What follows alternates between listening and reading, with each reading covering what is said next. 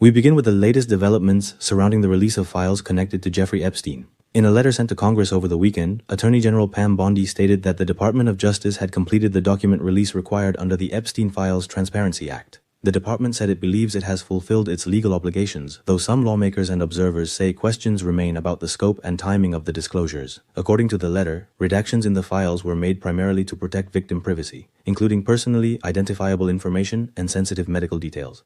Justice Department officials emphasized that these protections are standard practice in cases involving survivors. However, some members of Congress have expressed concerns about additional redactions. Republican Congressman Thomas Massie of Kentucky, who co-led the transparency legislation alongside Democratic Congressman Ro Khanna, said he was not fully satisfied with the explanations provided.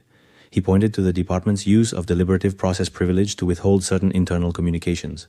Legal analysts note that this privilege is commonly used by federal agencies to protect internal discussions, though some lawmakers argue the transparency law did not explicitly include it among permitted redaction grounds.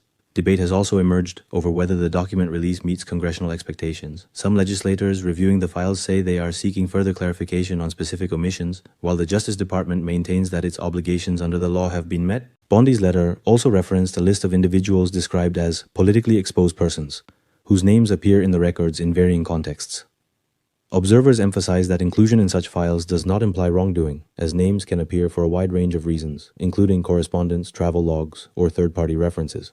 Several commentators have stressed that being named in the files does not indicate criminal liability and should not be interpreted as evidence of misconduct. Attention has also turned to the broader investigative landscape. The House Oversight Committee continues to review materials and may pursue additional inquiries through its existing subpoena powers. Analysts say congressional oversight processes often unfold gradually, particularly in complex cases involving classified or sensitive records.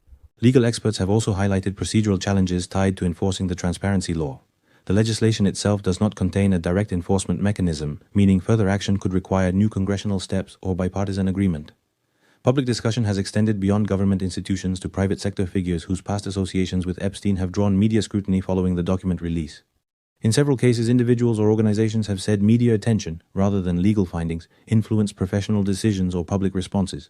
Commentators across the political spectrum have cautioned that public reaction to the files is unfolding in what some describe as the court of public opinion, which operates separately from formal legal standards. Survivor advocacy groups continue to stress the importance of transparency while also emphasizing privacy protections and due process.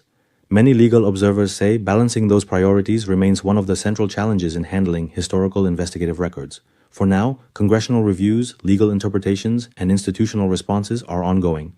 Further disclosures or clarifications, if any, are expected to